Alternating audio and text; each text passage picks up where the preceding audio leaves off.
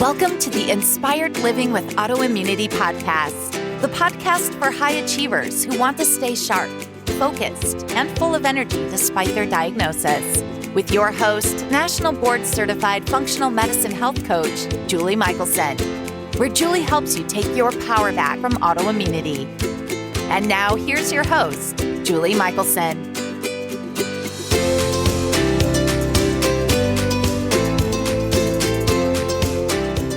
Welcome back to the Inspired Living with Autoimmunity podcast. I'm your host, Julie Michelson, and today we are joined by Mira Dessy, the ingredient guru, and we're talking about becoming an empowered shopper to improve your health. Mira gives us tips and tricks to navigate the grocery store and truly know what we're eating. Mira, welcome to the podcast. Thank you so much for having me on, Julie. I would love for you to allow listeners to get to know you a little bit by sharing your journey and your story, because it is so specific. How did you become the ingredient guru? Well, it was a long and winding path. I was not always in the field of nutrition or holistic health. I actually used to be a database administrator for an international research firm. And the interesting thing is, at that time, we were doing a lot of the things. We belonged to a CSA. We had a vegetable garden. Wow. I baked all of our bread, all those wonderful things. And so I was, of course, patting myself on the back that, I'm taking care of myself and my family. Right. And over time, I began to get sicker and sicker. I wound up beginning to have massive amounts of pain and fatigue, digestive disorders, all kinds of things. And essentially, at a certain point, had an implosion, if you will, of my immune system. And to make a very long story a little bit shorter, the end result was I was diagnosed with 5 different autoimmune disorders. My primary was ulcerative colitis. And, I'm one of the things I like to encourage people to remember is if you're diagnosed with one autoimmune disorder, chances are it's not hanging out by itself. Sure. It's that our medical system likes to put them into categories, so treat them as if they're each separate. However, your immune system is your immune system, and it's either functioning the way it's designed to, or it's not. I love that you said that. Yes. I get that all the time too. I don't have a diagnosis yet. Can you help me? Or, what about this diagnosis versus, and I'm like, yes, let's go. Let's fix it now. Right. And, Yeah. I think so. For me, the part of the challenge was along the way to getting sicker and sicker, I would go to the doctors and my labs would come back, you're fine. And then I started, and this breaks my heart because it happened to me. It has happened to many of my clients. And it not only breaks my heart, it just pisses me off was maybe you should talk to somebody, making it sound like it's just me. I know. And I live inside my skin. I know how my body is supposed to feel. We all do, even if somebody tries to tell you other. I was also the person with multiple autoimmune and beautiful labs. Yeah. Really? And at a certain point, though, you get to I couldn't function. I was living my life on the sofa. I had to choose between, was I going to do laundry that day or was I going to make dinner? Yeah. I was sleeping. I was resting while my kids were at school so that I could take care of them when they came home, and then, pray they'd want to go to bed early. And I remember, my kids standing over me going, get up, I need you. And I'm like, I can't. It's very challenging. It's so hard when you're going through that, because then you start beating yourself up and going, what's wrong with me? You start questioning. I remember a conversation I had with my best friend, and I was like, maybe I'm depressed. And she said, well, let's talk it through. And I'm like, well, the pain, the fatigue, I could check all the boxes. And she goes, yeah, but are you depressed? And I'm like, well, no, but they think I might be. She's like, no. And what pisses me off is that you having 5 diagnoses isn't even unusual. Like, you would think that should be almost unheard of, and at the very least alarming for the doctors, but it's not. It's like you said, even if there's Well, so how did you go for from me, yeah. on the So for me, couch? the one of the things that caused that coin to flip, if you will, in 1 week, I had 2 medical appointments. The first one was with my rheumatologist, who said to me, I want to prescribe a medication for you, but I don't know if your endocrinologist will like it, so I'm not going to do it. And I'm not a very confrontational person. So I was just kind of like, okay. But then as I was driving home, I was like, wait a minute. First Did of all, you just say you're not going to do your job? why would you tell me if you're not going to do anything? Like, what does that do for me? Yeah. And secondly, aren't you both doctors? Don't you people talk to each other? And the answer, Right. of course, is no. The second appointment was with a brand new to me cardiologist. And I thought he was going to want to hear my whole story. So I walked in all ready to like share. And he went, Mrs. Dessy, you are getting older. I was 42 years old. And that was what it took for me to get mad. And then I started screaming at my insurance company and advocating for myself, wound up getting, some high level sort of testing and all of that. Came back with 2 things from all of that. One was a few of my protocols were changed, but I was encouraged to advocate for myself because I realized that I really had to be the most active participant in my own healthcare. And the startling awareness that nobody was talking about food. And even with a GI, so that's the part. Yeah. That right. And nobody really talked about food. And as I began to dive in, I began to realize there were a whole bunch of things that were still in my pantry that were really bad for you. And I began to clean up my diet. I realized I needed to know more. I went back to school, became a nutrition educator. And then from there began unintentionally, but began my own practice. And then because of my beautiful clients, wound up writing a book because I had to say the same thing over and over and over. Right. Like there needs to be a book. So that was when I wrote The Pantry Principle. And that basically just launched me down the path to becoming the ingredient guru. I love it. I love it. And I share that my oldest son from birth was a projectile vomiter, horrible reflux, terrible, poor little thing, terrible GI system, skinny, and saw the best air quotes experts. And of course they medicated the snot out of this poor baby. And he usually even infants that have reflux, it'll correct. He was still medicated as a toddler. Nobody ever asked me, and I didn't know enough back then. Yeah. No one ever said, what is he eating? Nobody said to me when I was nursing, what are you eating?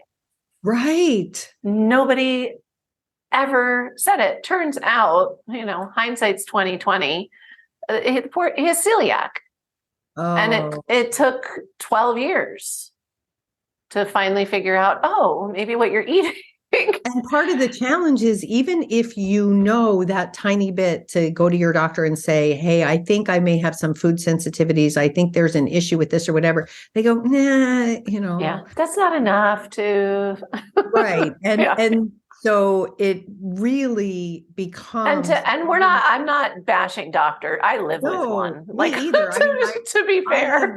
I have been the beneficiary it's the of system. some wonderful medical care. Yes, I think the challenge is doctors are very, very good at what they do. What they do does not typically include nutrition. Right. Which is why I love my current GI doc, because he is more functionally minded and he does. He's a unicorn. People, pay attention to FODMAPs if they have gastrointestinal issues and wow, that kind of thing. Yes. So that's great. But that also, again, requires being an advocate for yourself and saying, okay, I'm seeing this doctor right now, not the best fit for me, not the best partner for me. Right. I'm going to continue to look and see if there are other options. Yes. And I love that you use that word partner, because that's the key. And that's a shift from how we were taught to, work with our doctors. They knew everything, and we were supposed to just do what they say, take what they tell us, and then really that's the perfect, your doctor should be your partner in your health journey and your wellness. So I love that you use that word. And I want to also fast forward all these years later and tell you that my last colonoscopy, because at this point I've had a number of them with a diagnosis of ulcerative colitis that happens. But my last colonoscopy, I was told that there are no more signs of ulcerative colitis in my system. Oh, wait a minute. I'm sorry. The body can heal? And here's the thing, there are admittedly varying degrees. The colon is very long and different sections can be more impaired than others. Like some people do require surgery. Some people require lifelong medication. I was able to get off medication and I was able to restore gut function. But it is possible for that to happen. It is. And I tell people, and people read my story and they know, I got off of 10 prescriptions and they'll come to me and say, yeah, I want to do what you did. I want to get off my meds. And I'm like, I just wanted to feel well. Like that was a side effect of correcting the underlying drivers. And so, sometimes it takes lifestyle and medication. Sometimes the medication is that bridge while things are healing. But there's to me, like the win isn't, there's no judgment. Are you on medication? Or are you not on medication? It's what is your quality of life? And is life getting bigger and better as we age, or is it getting smaller? That's what I look at. So I love that you said that, it's all different degrees. But it is crazy thinking that like your intestines can heal. Yes, of course they can. And even more than that, I also like when I'm working with clients, I really like to encourage them that anything that we can do to improve where you are right now is worth doing. Can I guarantee that you're going to get off medication? No. Can I guarantee that things are going to go back to the way they were, however long ago it was before you got sick? No, I can't. But if we can do things so that you are actually nourishing your body, so that you are practicing self-care, getting good quality sleep, doing all these things that support a balanced body state, you are going to feel better to some degree. And that's better than where you were. Like that's the goal, is just to feel better and to make sure that you're doing the best you can to take care of yourself. I love that. And every little inch we move the needle gives us more energy and motivation to address more things in other areas. And so it's totally a process. It's a lifelong, I'm still always adjusting. I feel amazing. I didn't know I could feel this well at 54, really.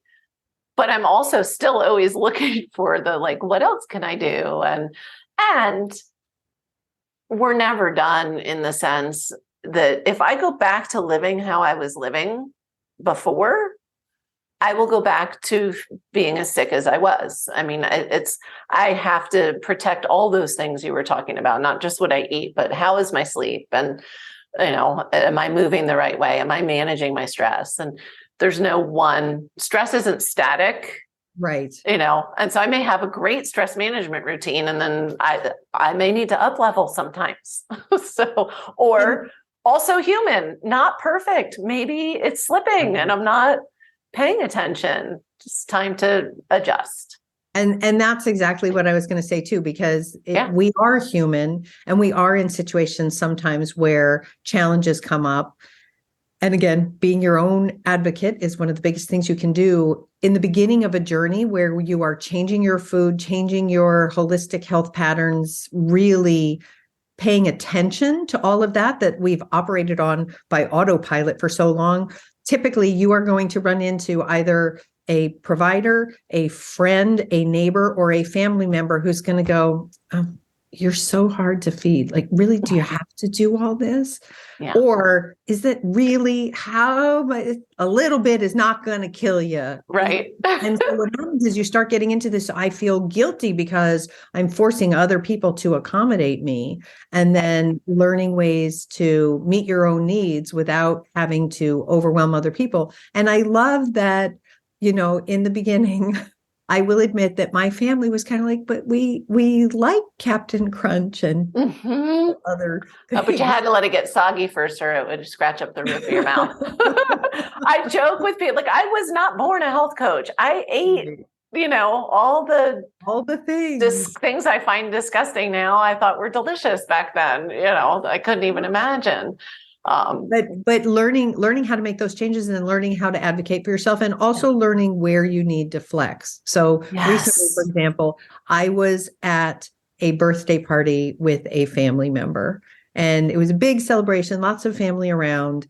And I really knew that I wanted to participate. And so I said to them, I am going to have one bite of cake to celebrate you, because it was not the kind of cake that I would make and want to eat, but that's about celebration. That's about being human. And really that one bite was totally fine. It's not like I ate it and I'm like, man, I wish I could have a whole slice of cake. Like I didn't want it, because that's the other thing that happens is as we begin to nourish our body, as we begin to take care of ourselves, a lot of those cravings, a lot of that, oh, gotta have it, that goes away. It does. It really does. And I will qualify that by, I will not take the one bite because I have celiac and I'll be sick. Right. So for you, days. That's not an option. Right? And but that's so empowering to know, right? Like maybe I'll have a bite of cheese. Yeah. Or, I know where I can sneak a little something once in a blue moon. And I always say, there's certain things that aren't going to make me sick, like something like gluten, and dairy. I said cheese, but that really wouldn't be my sneak. It would probably be a tomato. But also it's that the power of knowing what you're going to be dealing with. So maybe it's not going to make you feel sick, but maybe your brain's not going to function that well. So don't do that right before you get up in front of an audience, right? Like really. Oh, absolutely. Or finding other ways, can you bring a gluten-free cupcake and celebrate that way? Can you absolutely or offer an option? I also, when I was visiting with this family, I offered to make brunch one day, and I don't think anybody there paid attention, but it was a gluten-free brunch. Right. And that's the other thing. I think, first we have to retrain and get over this, like apologizing for taking care of ourselves and be okay with not everyone's going to understand, right? Or support or whatever. But also we make good food and it's real food. And even people with terrible diets enjoy it. And you don't have to explain, well, this is grain-free. And I have friends that don't eat real food. And they come over and they eat the cassava tortillas with the homemade guac. And they don't say like, ew, where's the corn? Right. Like it's, so I think, like you said, if they don't, especially if they don't know, if you tell them like, I'm going to make a gluten-free brunch for you, they've already put it in their head.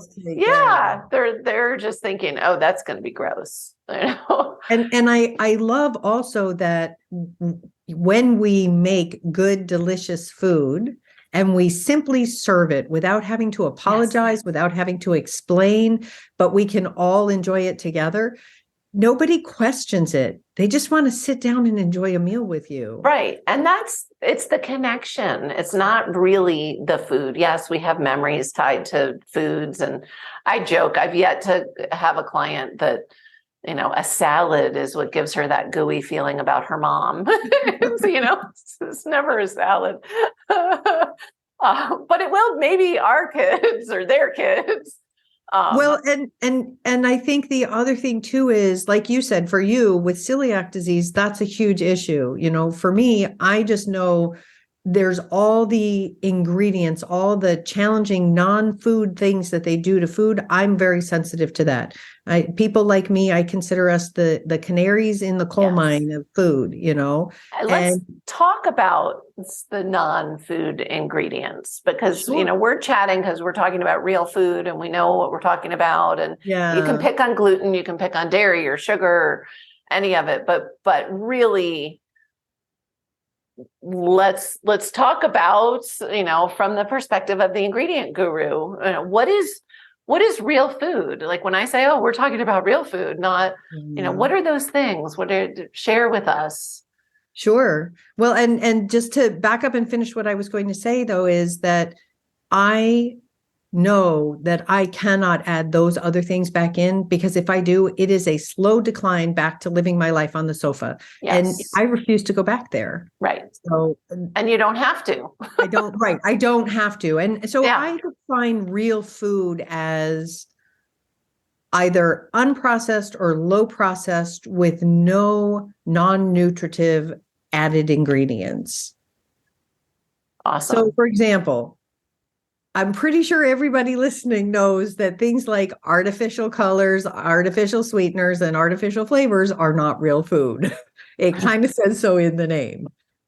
But what about natural flavors? Oh, I love that you brought that up. Yes, because part of the challenge is natural is one of those wonky terms that encompasses just about anything. Yes. And catch-all. Yeah, it is. And I will also say that this is like a really great place to talk about this. You can only control what you can control. In my home, in my own home, I can control everything. If I'm out or if I'm at somebody else's house, there's only so much that I can do. Yeah. So the goal is to be as avoidant as possible for those things that are not food, but to not freak out. We don't want to develop orthorexia where we can't go anywhere or eat anywhere except our own home and we can only eat certain things. Like that becomes very restrictive and very overwhelming. However, I do encourage avoiding anything that says natural because you never know what it is. An example of that is natural vanilla flavor. Mm-hmm. Could be something called castoreum. Now, here's the thing. Castoreum by itself is apparently not harmful for you. What I object to is they don't tell you what it is. They just hide it because they know if people went and looked it up to see what it was, they would not eat it. It is the anal gland secretion of beavers. I call it beaver butt. You don't want that? You're right. I don't think anybody would ever go and order that. So here's the weird thing. There is a liquor over in Scandinavia that is made with castoreum and they proudly announce it on the label. Yay for them. I bet it tastes like vanilla. Probably does. So not my choice, but again, they're hiding it. And so some of the natural flavorings can be true extracts from you steep something and you get the essential oils out of it and it, becomes a flavor, a fragrance, whatever. However, because of the federal guidelines behind what constitutes a natural flavor, they can do so many things to it and add so many chemicals and extract it and manipulate it in so many ways that all of a sudden it bears no resemblance whatsoever to what it started from. And so we want to watch out for that. I also really strongly encourage people to look at the ingredient panel because most people, when they go, oh yeah, I read labels. I'm really good about reading labels and what they're and they are, and I congratulate you for that. Like, that's great. However, what they're talking about is the nutrition panel. The nutrition facts, how many calories, how much sugar, how much fat, all of that. That's only a tiny piece of what's going on. And that, by the way, can be very misleading. We can go back to that in just a minute. But the real information about what you're consuming is those ingredients. Yes. And you need to read that. Yeah, I listeners know I've shared this before, but when my daughter was in high school, so to me, it was like my crowning moment as a mother. She called me during lunch because she and her friends had gone to the grocery store to pick up snacks for lunch, not really lunch. And she said, "You've ruined my life." I was all, I don't even remember what it was. That wasn't even the important part. I wanted such and such. And then I read the ingredients and now I couldn't possibly eat it, and it was like, yes, she's going to be okay. My job here is done. Yeah. Mic drop. I love it. Awesome. And let's talk a minute. We kind of hit on it with the natural flavor and But let's talk about a little deeper in the information is in the ingredients. I hate to sound all conspiracy theorist, but do you think the marketing on the front of the package is often misleading? Oh, absolutely. Manufacturers use that to manipulate and misguide you on a regular basis. So that is something called front of package labeling. Yep. And first of all, food producers spend tens of millions of dollars a year to try to figure out what are the words that are going to attract us? What are the things that are going to encourage us to want to buy their product? And hopefully encourage us to pay no attention to what's on that ingredient panel. Mm-hmm. And as an example for that, I use that, a couple of decades ago, fiber was the big thing. Everybody needed to get enough fiber. So you would look at bread or cereals or other processed foods, and it would tell you, oh, made with so many whole grains, made with so many grams of fiber, all that kind of stuff. But if you flipped it around, often the number one ingredient was still enriched wheat flour, Right. like a highly processed, high glycemic, non-nutritive food. And now we've gone through several iterations where different things have been important. And the big thing at the moment is protein. I mean, my joke is, with apologies to Dave Barry, because I borrowed it from him, I think they would put protein in shoe polish if they thought it would sell more. I mean, they want to use whatever words they think we're paying attention. Keto is the other big thing. They're making keto everything these days. And vegan. I'm not even kidding you. I've seen vegetables labeled as vegan. I'm like, how could they not be vegan? They're vegetables. And my favorite, I actually took a picture and sent it to a few people in my life that understand me. There's a product called Don't Come After Me, Just Eggs. Just eggs. And it looks like it comes in a plastic bottle. Not great right there, but it looks like eggs. It just looks like, raw scrambled eggs. There is not an egg. What? It's not eggs. It's an egg. No, it's plant-based. And so it's called Just Eggs. It should be called Just Not Eggs. Right. But it's such it's for me, like such a shining, like there's misleading. And then there's like actually just opposite of true. Right. Well, and the thing that I struggle with is food producers look for a couple of things. One is they want it to be a trend, not a fad. A fad is something that comes and goes very quickly, and maybe they can capitalize on it, but in the long run, it doesn't really do a lot for them. Trends are things that stick around either because a larger segment of the population needs to eat that way and is grateful that they've started doing this, or because other people who had not considered doing that before have been attracted to that idea. Right. Gluten-free is a very good example of that. There is a segment of the population that must eat gluten-free. It's very important to them. Otherwise, they are horrifically ill. And then there are some people who have, they're not diagnosed with any sort of disorder that precludes adding gluten, but they know they feel better when they don't eat it. Right. So they don't have a specific diagnosis. And then there are other people who are like, I like the idea and it tastes good. And so I'm going to do that. So that has become a trend. They love that. So now one of the things. I still wouldn't eat most of that stuff. I wouldn't either because it's highly processed. Right. Yeah. But I'm just saying they're looking to capture larger and larger market share. So now one of the things that's happened is plant-based looks like it's at that tipping point to become a trend rather than a fad, because more and more people are jumping on that bandwagon. And so they have begun going after larger and larger segments of the grocery store to try to figure out how they can make it, vegan or plant-based, using those two terms interchangeably to try to attract larger market share, because unfortunately, a lot of people seem to think that food producers are in the business of making food, and they're really not. No. They're in the business of making money. Farmers make food. Their product. Yes, exactly. And so that's why we have so many different things that we see now. And it gets very confusing sometimes, like you said, because they're misleading about what's in there. One of my least favorite things at the grocery store now is the bizarre number of beyond, Oh, beef, chicken, whatever type there's products. beyond food. Right. And there are more brands coming to market going after that segment. And all of a sudden you can have, burgers and steaks and chicken and all these things that are not meat. And my thing is, And I don't understand. I have, maybe you could explain it to me.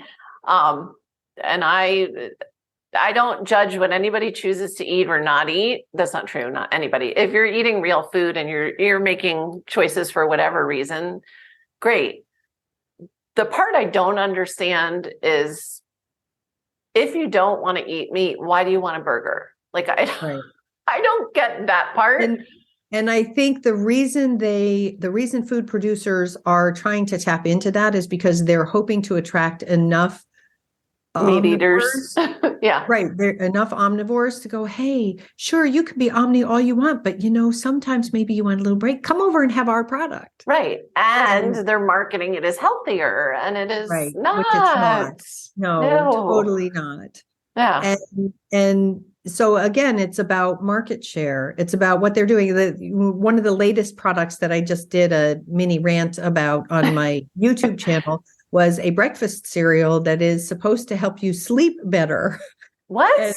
Oh, yes, they put melatonin in it. Come on. And then you're supposed to have it in the morning? And you're supposed to have it at night. No, you're supposed to have it before you go to bed. It's like a little snack you could have. So you can have cereal in the morning for breakfast. Oh, no. And then you can finish your day with another bowl of cereal. And there's massive amounts of sugar in it. So I don't care how much melatonin they put in there. It's an exploded grain and it's got a lot of sugar. And it's like the last thing you should be eating before you go to bed. Not the last thing you should be eating. It is the thing you should not just don't do it. Yes. And they do that because the cereal aisle has become sleep is so important. So I'm being healthy. What I was going to say is the cereal aisle has become an alleyway at the grocery store. There's hundreds of different kinds of cereal. And they've pretty much tapped that out. So now if they want to grow, they have to figure out what's the next thing we can do. Well, let's figure out how to get people to eat more cereal. I know, maybe they should eat it at bedtime. It's insane. Well, and they're tapping into again, it's that idea of, that's the part that frustrates me the most, is marketing to people who are trying to make a health conscious choice, right? Oh, I understand sleep is an important part of overall health. I'm going to buy this garbage cereal and eat that at night before I go to bed and really mess with my system. But it's just frustrating to me. Worse than, you want to buy a box of donuts and tell yourself you're having the donuts. But that marketing of products, I won't even call it manipulates you into thinking that you're doing something that's good for you. And really someone's actually taking that extra minute to try to make the better choice, which goes back to the way to do that is to turn the box around and read the ingredients. Yes. Yeah. And the other thing that I will share also, and this taps back into what we were talking about before, the more you start to include real whole foods, getting enough vegetable content, getting good quality protein, getting clean fats into your diet, the better you feel, the less you want those things. And it gets to the point where, I love going to the grocery store because I love seeing all the stupid stuff they're doing. And I just read the packages and take pictures, and it's great, but I don't buy them. I don't want them. As a matter of fact, I'm in the middle of doing a piece about cereal that I'm working on. And I had to ask my neighbors if they would bring me cereal boxes because I wasn't going to buy them. Right. I refuse to spend my money on this. Yeah. I love that. So this sounds so cliche, but this idea of shopping the outside of the grocery store, is that something you believe in? I love that you brought that up. Oh my gosh. So there are some benefits to shopping the perimeter of the grocery store. And, first of all, I want to address, a lot of people go, oh, they put the milk in the back because you have to walk all the way to the back. It's a ploy to get you into the grocery store. No, it's convenient because the back is where the loading docks are. Right. And the refrigerated walk-ins and the freezers typically are closest to the loading doors. So that's why they're there. But typically you walk into usually the produce side of things, and then there's a certain path that you go around. Maybe you go through the deli or the bakery or whatever, and then you walk your way around. There's a couple of things that you have to watch out for in the perimeter of the grocery store, however. One is grocery manufacturers or grocery stores, grocery chains have learned that people are saying, oh, I only shop the perimeter like it's the healthiest place. I don't go in the middle of the store. So their job is to sell more stuff. Their margins are very thin, something like 3%. And so the more they can sell you, the better they do. They have started doing something called product creep. So product creep is where, let's say you walk into the produce section and it's strawberry season, and all of a sudden there's this new little refrigerated case in the produce section, and it's got those little squishy, spongy things that are supposed to be angel food cake and cans of whipped cream. Cool Whip. Strawberry shortcake. And the strawberries are fragrant because they're fresh. They haven't been held over, and then force ripened. They are literally fresh, and they are the most fragrant they're going to be all year round. And it just attracts you. And you're like, oh yeah, strawberry shortcake. I'll just buy some of this and this. Or you get over to the vegetable section, and all of a sudden now there's a whole case that has salad dressings in it. Didn't used to be there. So they put things, croutons right, exactly. So they put things from other sections of the grocery store into the perimeter to try to convince you to buy more products. And then the other thing that we need to keep in mind is, yes, there are more whole foods in the perimeter, but you still have to know the quality of what you're getting. Is your dairy free of added hormones and antibiotics and other things like that? For your produce, are you aware of the dirty dozen, those 12 fruits and vegetables that are most likely to be contaminated by pesticides? You really need to buy those organic. Right. So just being aware of what's in each of the different sections and how to make the best choice for you. I love that. I love and yeah, it's not like, oh, but it was on the outside, so I'm sure this whipped cream is good for me. There is, and that's the thing. It's just like being your own advocate, with your healthcare. It's the same. It is on us to do a little bit of our homework. We have to, take responsibility for what we're buying and what we're putting in our mouth.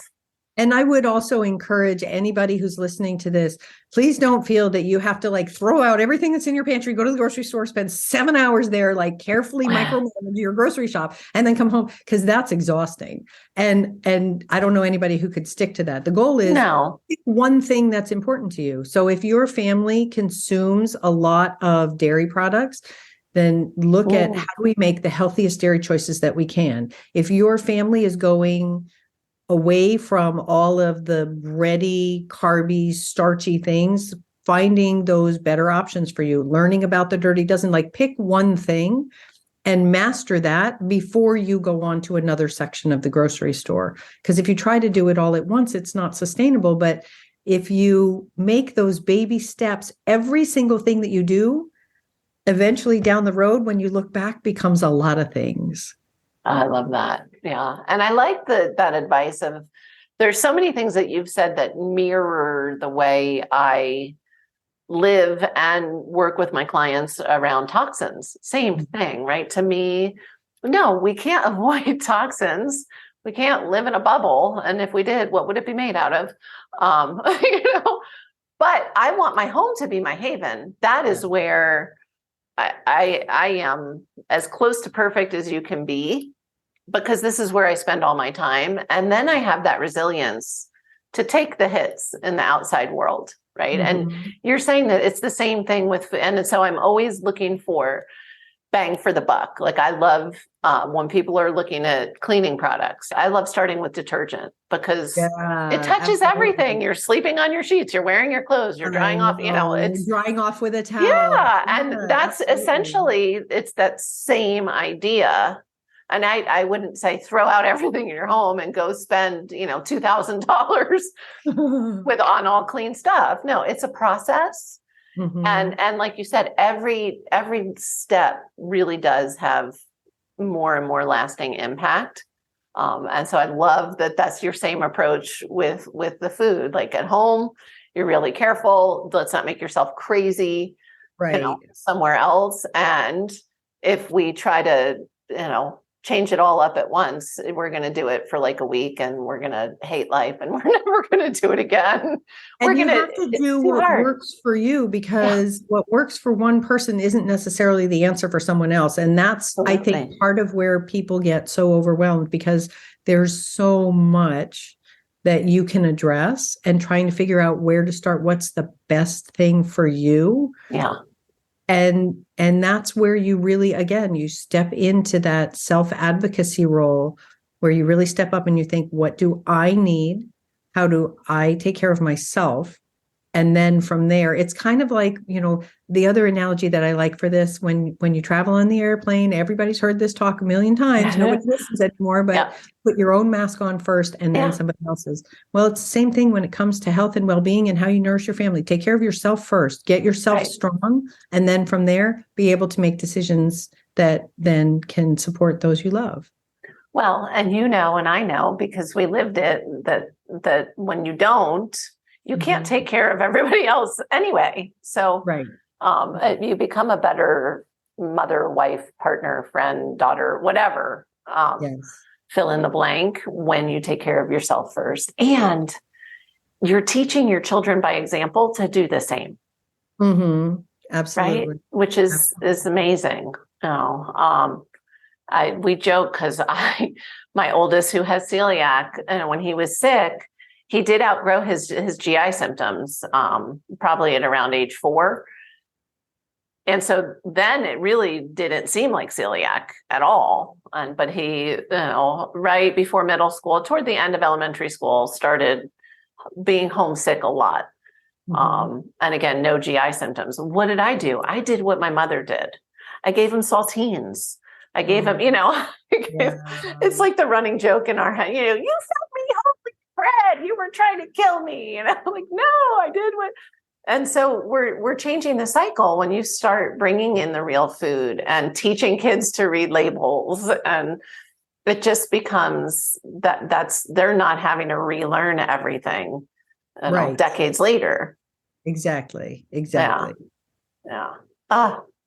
So such gold. I love it. It's amazing. And I'm assuming I know the answer to this, but obviously my audience is autoimmune or touched by autoimmune. Your life has been, as has mine. But what about the people how do you get buy-in from the people that think they feel well?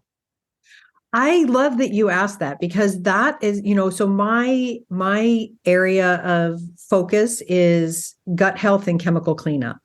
And frequently, I have someone who's come to see me because they're having issues, or they've been referred to me by somebody else. And the rest of their family is like, oh, you're going to take away the food that I love. Right. Oh, whatever. Because some of these foods too are so addictive. There's so much salt, hyper-palatable, and we really do become addicted to them. Well, they're literally designed in a lab for us to become addicted to them. Yes, they are. Yeah. And so that's where I feel having backup is always a good idea. Mm-hmm. And my book, The Pantry Principle, has the backup, because there's all the research, all the studies, all the information. And I encourage them to start sharing that with their family. And, I love it when someone says to me, oh, my husband really resisted for the longest time. The other day we went to the store, we were looking for something, it had carrageenan in it, and he put it back. And I'm like, yay! Yes. Because it takes time. And at a certain point, you have to sometimes say to your family, this is what I need to do to get healthy. So I'm going to ask you guys to support me and be on this journey with me so that I can be healthy. But then along the way, you also find teachable moments or ways to share information. My husband will say that I overshare. Yeah, you and me both, sister. but to just find ways to help them understand, because one, it is hyper-palatable. Two, we're frequently changing years of eating experience. Yes. And that doesn't change overnight. Right. Yeah. Really But have you ever, I literally don't think I've ever, no matter what the resistance was in the beginning,